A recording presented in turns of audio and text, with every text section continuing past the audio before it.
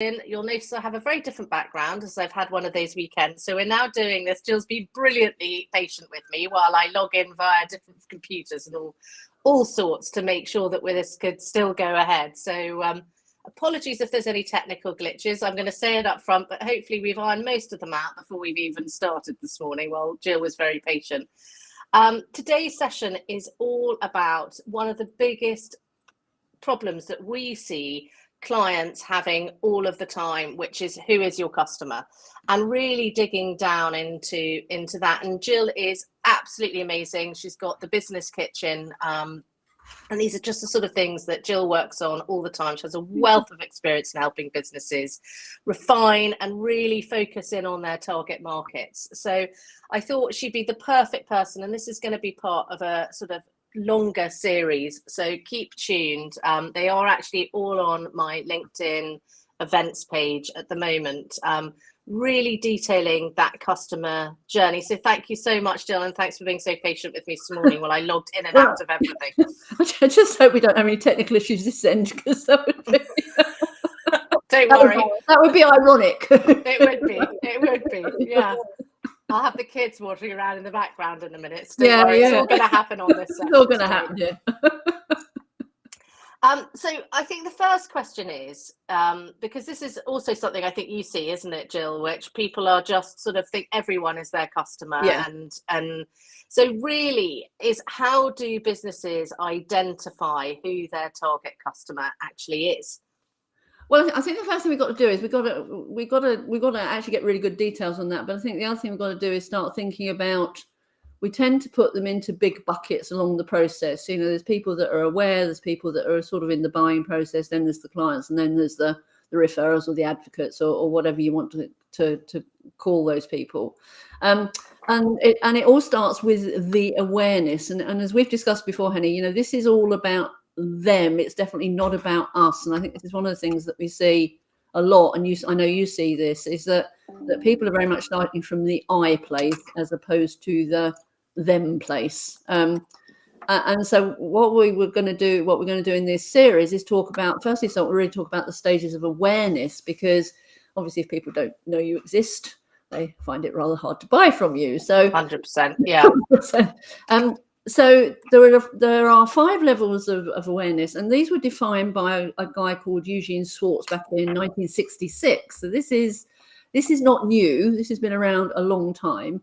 He was a copywriter and marketing expert and advertising person, and he wrote a book called Breakthrough Advertising, which is available on Amazon if you happen to have the odd £299 going spare.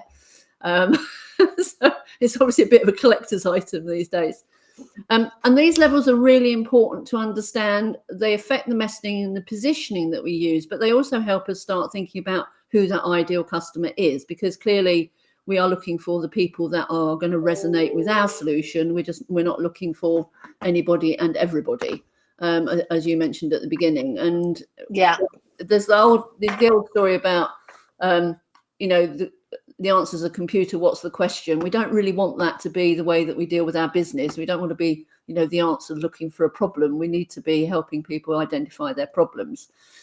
So the first stage in the awareness is basically people don't know they've got a problem.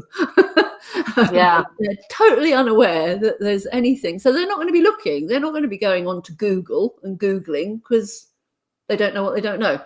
And this is really the education space.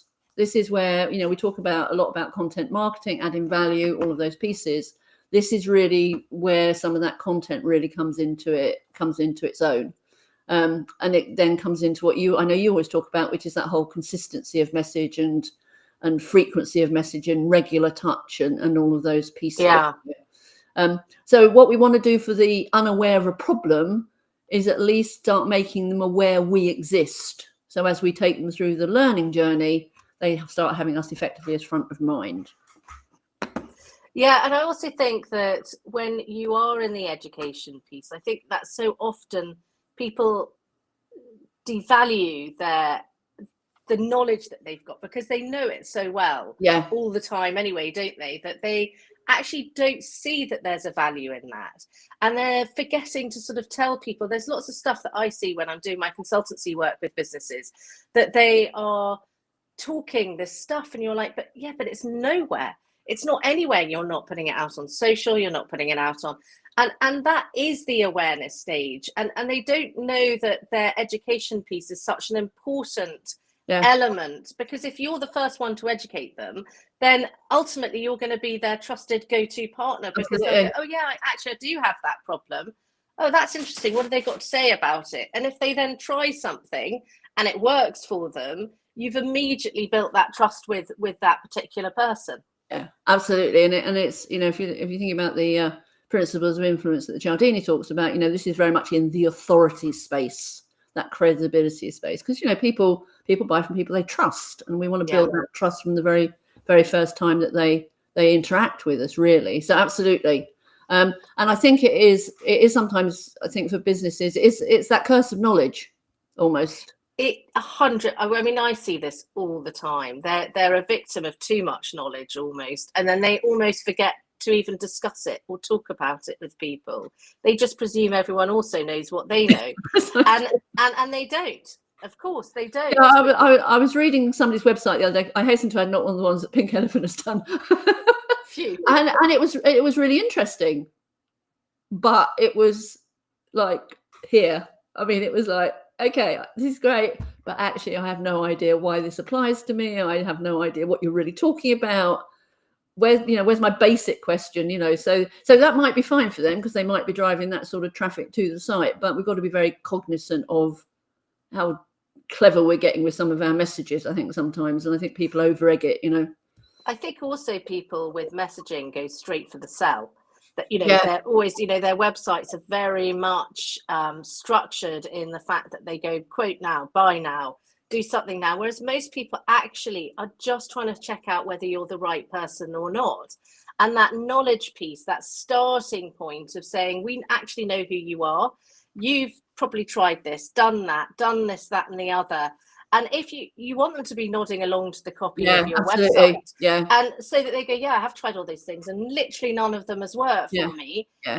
Because then when you say, and actually this is why we're different and this is why the solution will work for you, it actually immediately builds trust in what it is that you are saying, but without actually knowing who your client is and really identifying what those key points are for them, means that they won't know whether they're in the right place or not. They won't. And that's part and parcel. And so often people forget that element of, who is your actual client? What are they actually thinking? What are the actual problems that they have on a daily basis that you can say, okay, so you've done this, you tried that, because that makes them realize, oh yeah, I've done all of those. That is exactly me. And in this very early stage of the awareness, because they don't really know they've got a problem, then we've got to drill behind the problem. We've got to say, actually, we know this is their problem, but how will it be manifesting itself from their point of view? Because what are the symptoms they're seeing that they may just think, oh, there's no traffic, oh, that's just the way it is, that's the market, that's the time of year, that's there'll be all sorts of reasons that they will come up with why that symptom's happening, when you and I can look at it and say, well, actually, we know that's happening because you're not you're not actually talking in the right language, or you haven't really helped them understand, if this is happening in your business, this could be the causes. I also think, with the unaware stage, that they're totally not there at all. No. Their sort of client base isn't there. That they forget in some ways to, forgot where I was going with this now, but they forget to sort of think about it from that side, as you say. They forget to think, I'm actually my client now, and this is how I'm going to actually read this when I'm looking it out. And therefore they also forget to tell people that when you're in this stage, this is what's going on and this is how it manifests itself. And these are the sort of things that happen. I mean, hence why we're doing this today, because we're seeing this problem time and time again. And so just being able to discuss it out loud of how we both approach it in different sides of the coin, but not having those education pieces. People think that when they build a website, they put the writing out there, they're putting their marketing out there, things will just happen. Actually, the only way a website will drag people to it is SEO. Everything else has to be pushed in. And education is a key part of pushing people into your website. And it's so often just not thought about as that starting point. And when they are not solution aware, they're not even problem aware, that is an absolutely key point to start thinking. What are they thinking at this point? What other things are they discussing to push that traffic in? And then think what we need to produce as businesses to help them with that. And this is where, you know, things like quizzes and surveys can be really, really powerful, because, you know, you can use a quiz to actually give you different calls to action at the end of it, depending on how they've answered. Now, the call to action actually might be the same regardless of what they answer, but obviously they get to it through a different piece. You know, surveys can really be, if the questions are crafted well in surveys, they can be a really powerful way of getting the person doing the survey to think, oh, hang on a minute. Oh, and there's, you know, it triggers that they suddenly recognize, oh God, actually, no, I hadn't thought. Oh, okay, they're asking that on the survey. You know, it triggers that whole process. But one of the things with the unaware end of the marketplace is this is not where you want to be spending huge amounts of your time, because it's a slow burn. This is consistency, it's regularity, it's adding value, it's all those pieces. But you know, it's going to take time to move any percentage of that part of your marketplace into the starting to look for a solution, starting to actually get to a buying decision. So you know, we've got to balance how much time is spent in there versus the return on it over time. And it will be, you know, you can't measure it quick. There's no point in putting out an educational post this week on LinkedIn, for example, and then measuring it next week. I mean, it's just you know, measure it in a year, because that's probably how long. But then you've got to be doing as you very well know, you've got to be doing the interaction with any comments you get or likes you get or connection requests you get, because that's starting to take people along that next piece of the journey. You sort of mentioned things like surveys, quizzes, that sort of thing. Absolutely brilliant for finding out more information about your client base. So if you're connecting something like Typeform, which is a great quiz maker, into your website, into your social media channels, you can apply fields to those people as they actually answer stuff. So you can get much more nuanced in your messaging and how you market back to them. And I think also when people are in this stage, they forget to collect details. So even on your website, you can have this is for someone who's ready, but this is also a little bit just under the fold or just above the fold for someone who's in that decision-making stage, because we often forget that most people are just coming to look at solutions or look. I mean, that's probably the second stage because they're unaware at this stage, but having something that's just there for those people who are browsing, they're just looking or happen to see a bit of marketing. Absolutely. To build that trust, and it helps us to then say they engage with us at this stage of their thing, and you can build sales funnels for that. And of course, the nice thing you can do with a quiz or a survey, I mean, they're sort of slightly interchangeable in terms of how you use them, I think, is particularly on a survey. I know my mentor, he uses surveys quite a lot as part of a follow-up to registering for an event quite often. And it is a little bit of market research. You know, it'll be, well, you know, out of these 5 problems with this particular topic, what's your top one? Yeah. So people are automatically saying, well, actually, out of those 5, you know, the most important one to me is XYZ. And obviously, if everybody that completes the survey is XYZ, well, guess what? There's the topic for your next event, because you've already got a whole load of people that said, I need some help with my website, or I need some help with, you know, identifying my customer, or whatever it might be. But you're right. It's thinking about, as we have these interactions with the unaware type people who are starting to be aware of our business, but not necessarily aware of our solutions or the problem, how do we engage them and segment them and then keep them on the radar and almost keep us on their radar as well? And that's what I don't think people spend enough time thinking about, that part of the journey. I think you're right. They're very much in the selling piece. And I can't remember who it was, but I've heard this several times. They say that at any point in time, only 3% of your marketplace it is 3%. It's 3%. And that makes 97% underneath that who are in those other stages, and we're right at the bottom of that, which I think makes up for about 60%. I can't quite remember the exact statistic now, but it's a huge proportion of your target market who are in that totally unaware stage. And I think that one of the questions that I had today was about how many businesses might not be reaching their clients in that unaware stage. And I think it's a huge amount. I don't know if you think the same, but I think it's got to be, when I do my consultancy piece with people, I will often talk about the stage. What are you doing at this stage? And they're just doing nothing.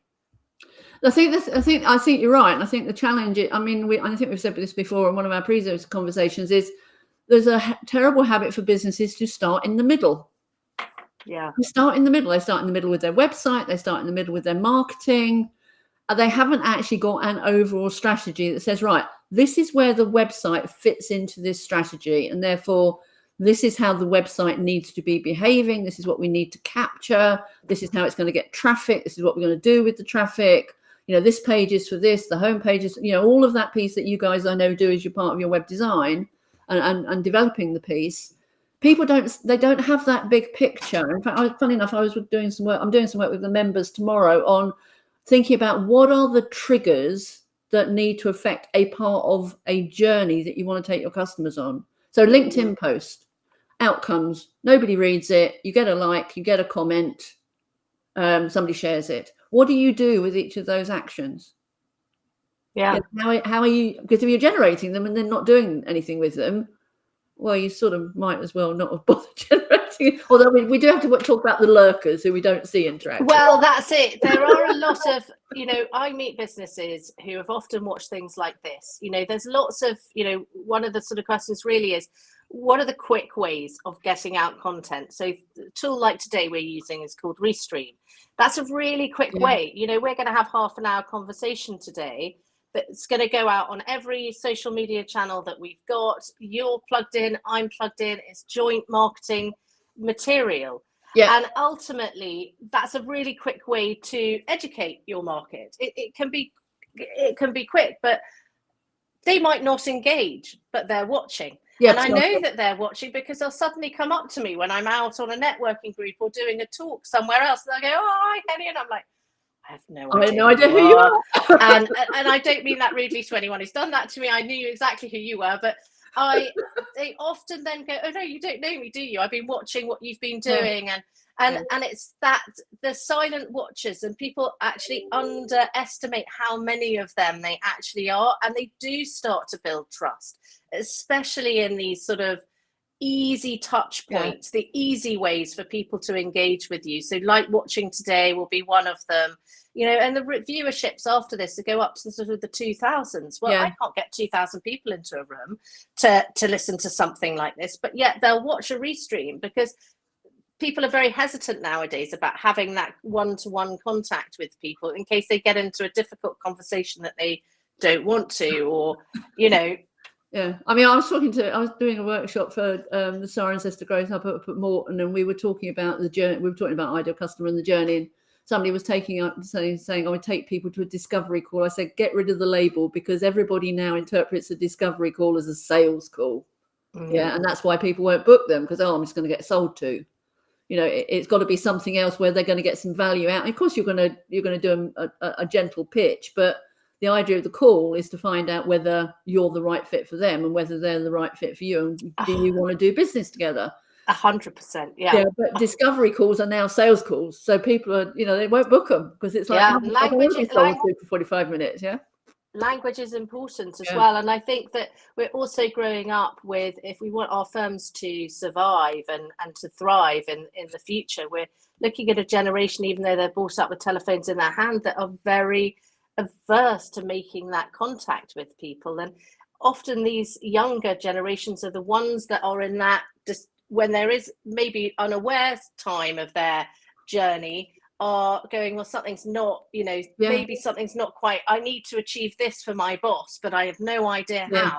And they're the ones that are actually doing that sort of looking around, looking for some solutions to help them get to wherever they have been tasked to get to. So we need to make it as easy, especially at this sort of, awareness stage, for them to take an action that almost involves zero contact with your brand. Precisely. Yeah. And I always say, with this sort of thing and any other content you put out, if if somebody takes one thing from it and uses it, then you've started them on the journey, because it's built that trust. But they don't have to do it with you. They can do it, in their own time. They don't have to publicize it or anything. It's just that case of that one little nugget can actually really turn somebody's business or even their career around, because they suddenly think, oh, okay, oh, I can do that. Yeah. And a lot of stuff like us two do with the Growth Hub. I've got people, we've been doing stuff with the Growth Hub now for 6 years as delivery partners. Yeah. I'm sure you'll find the same, that we're doing that education piece. They'll come, they'll get what they need, they'll go away, but they'll remember you. And maybe 5 years later, they'll turn up and go, I tried that and it really worked for me. And now I want to do business with you. And it can be that longer piece, as you say, so not spending too long on it, but know that actually the groundwork that you are preparing at this point pays dividends down the line at a later date. It's almost like that dropping a stone, isn't it? Dropping a stone in the pond, and the ripples continue for a long time. And that's what you're doing every time you put a little bit of education out there, a little bit of content out there. Yeah. So with businesses, how do they identify that their client is in this unaware stage? What would you suggest, and what sort of material should they be looking at getting out to people? We'll talk about measures another time, but it's that whole measuring of because this is going to be really the metrics out of your marketing. So if, for example, the website is not getting any traffic for whatever reason, or is getting the traffic but nobody ever clicks anything or fills in a contact form or whatever, something somewhere is wrong in the messaging, because it's just not resonating in the right way with the audience. So all of your metrics. One of the other ones that I discovered the other day was having a high fall off rate in the funnel as well. So you get people into the very, very top of your funnel, and then you can't take them any further. And it's because they don't see the relevance of what you're offering next. So maybe you get them in on get them into the top of a funnel on a time management course, and then you're offering them an engineering degree, and they're like, no idea what that's about, but it's not relevant, So the whole thing with all this is why the strategies are so important. And I see so few businesses having cohesive strategies. They concentrate on the marketing, but they haven't got the bigger piece. And then they haven't got the operational piece, so they have no idea how they're going to deal with all these leads they're going to generate. They haven't got a strategy for the journey. They haven't got a strategy for the revenue.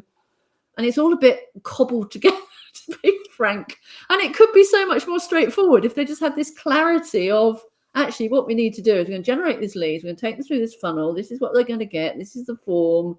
This is the data we're going to collect. This is the next stage. It happens 2 months later, 3 months later, 6 months later, tomorrow. I see people's marketing tending to not take into account where people are on the awareness, evaluation, and buying piece. It's all buying, as you said. Yeah, that's 3%. And that's why working with someone like you in the business kitchen is fantastic, because it makes people go through those stages to actually take them from that I find with our private consultancy work or with our work clients, just knowing that they have to turn up makes them do it. And so often they don't just put that time aside to get that bit done, and they don't see the value on it. But actually, by not having it, they're missing a huge amount of business. And so until you start to do it, it's one of those things that you don't necessarily see the value in, because it's just been the way it's been. But so often we see reactive marketing rather than proactive marketing. And having a strategy that covers all of those, awareness to the buying stage, having a strategy for each that and they don't have to be that time consuming.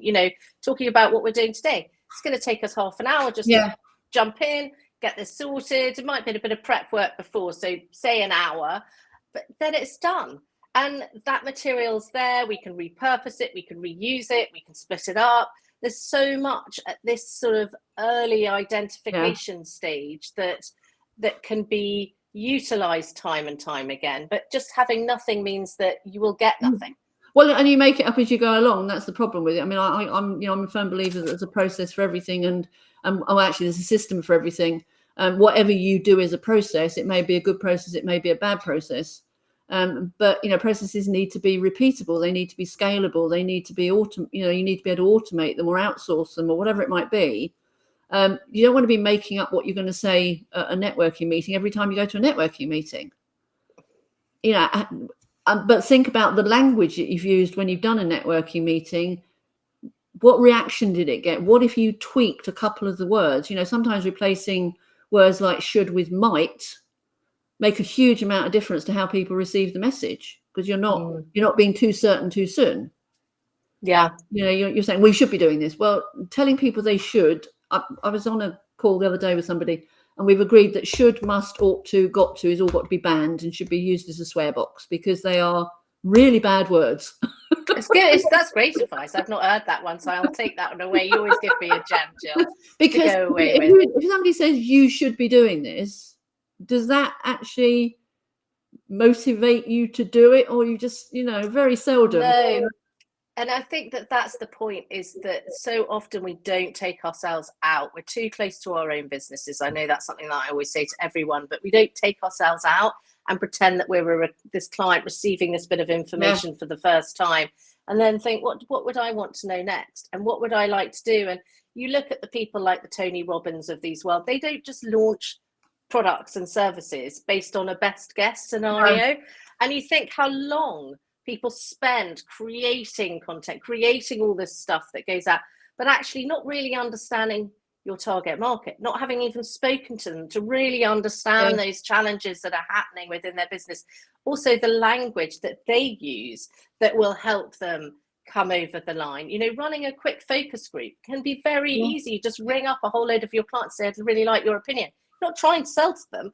You're just asking them, with this work, this work, did you know at this stage that you were here? And if they went, no, this is what I was thinking, then that's what we should be talking about. We shouldn't be talking about the thing that we think it is, because we are the victim of too much knowledge at this point. So we need to always go back to basics and then ask those particular questions.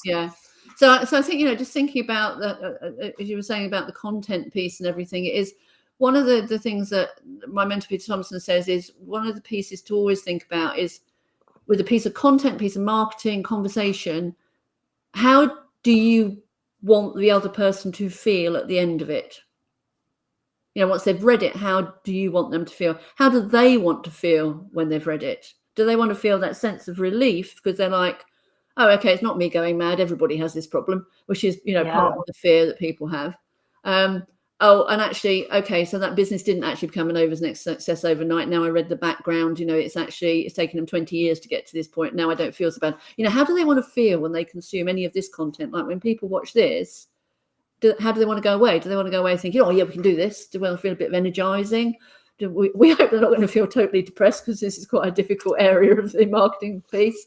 But hopefully they go away with a couple of nuggets that they can just think, right, I'm going to use that this week. Yeah.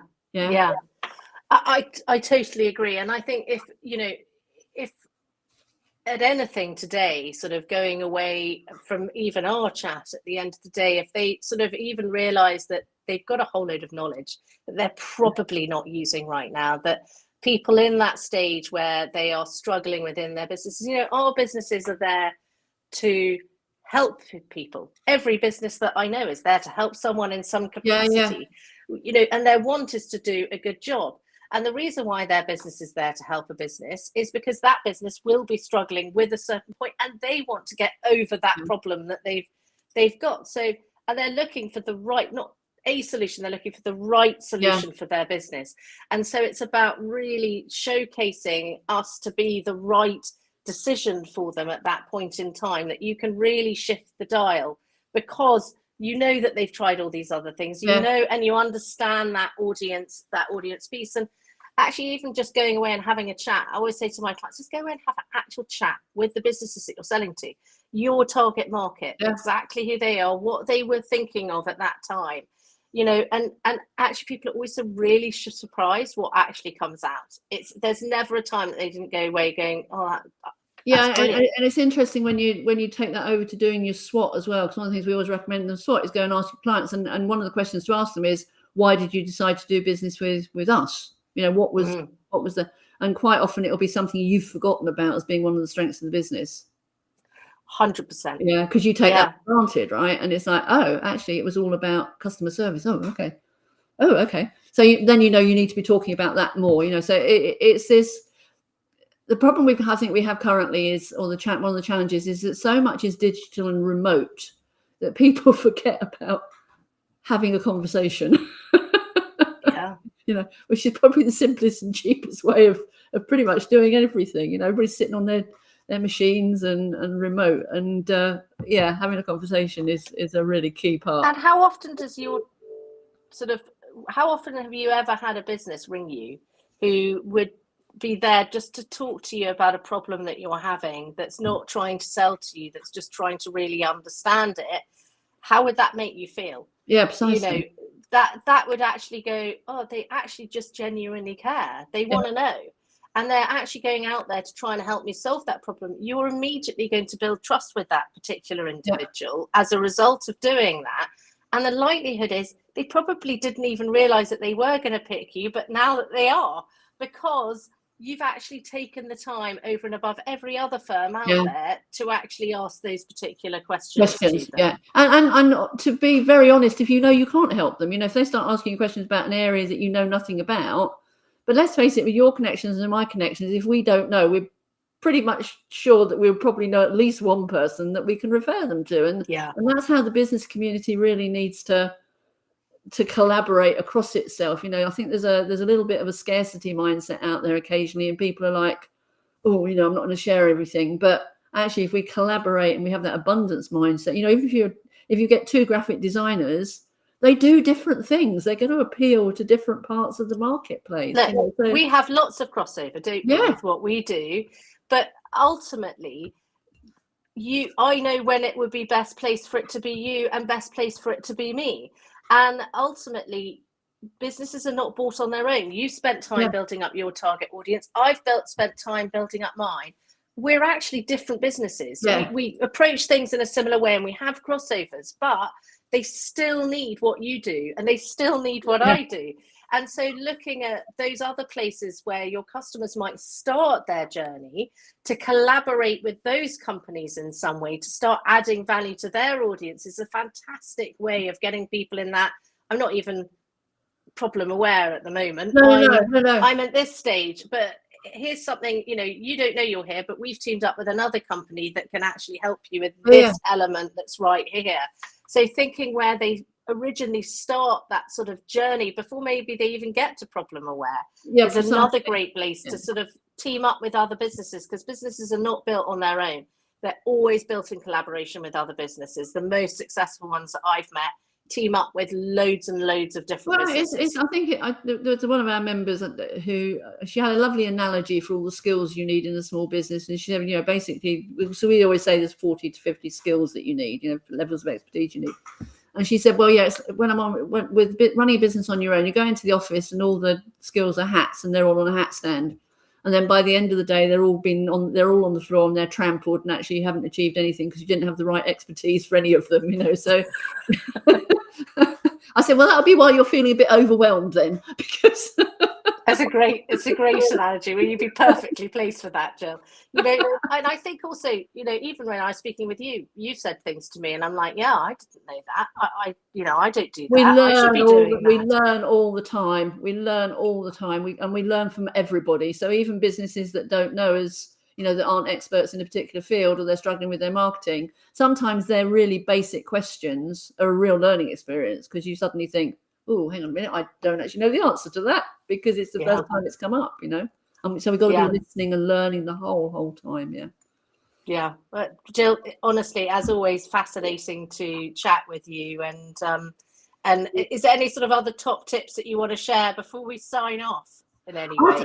I think step back and actually make a plan, and then think about keeping it bite-sized and manageable, so you don't become overwhelmed. If you want to start putting content out there, just choose one theme for 3 months and post on it every week. Keep it really simple. And if they wanted to work with you, Jill, how would they go about doing that? Because I know that you do exactly this with clients all the time. Yeah, the best thing for them to do is to contact me via email, so jill@thebusinesskitchen.net, and we will have a call, which will not be a sales call, I hasten to add. And so I can work out whether I can help them or not, and if I can, what the best way of doing that. And to be honest, if they're a startup, you know, we will talk to them about using the growth hubs and stuff, because they're a valuable resource in the thing. So the QR code should take them to a contact page. Yeah, happy to have this and see what I can do, basically. But there are all sorts of ways. So we go from one-to-ones through to on demand. So yeah, it's it needs to be talked about. Perfect. Gill, thank you so much for your time today and all of your wisdom and top tips as usual. And we didn't have any tech problems. We didn't have any. I know. Amazing. It will happen in the next one, I'm sure. Yeah, I'm sure. The next one is about recognizing the challenge, which we've got scheduled in. I think it's the 2nd of August, but I don't have anything on me at the moment. 2nd of August. And so that one we'll be discussing some of the common pain points that faced by clients and that sort of thing. So if you're interested about how you move a client through this sort of unaware stage to aware and all the way through, we're going to be running a series on this. So please stay tuned. Our next one's the 2nd of August. If you're keen and you don't know how to join us, just put a comment in the links below and we'll follow up with you later.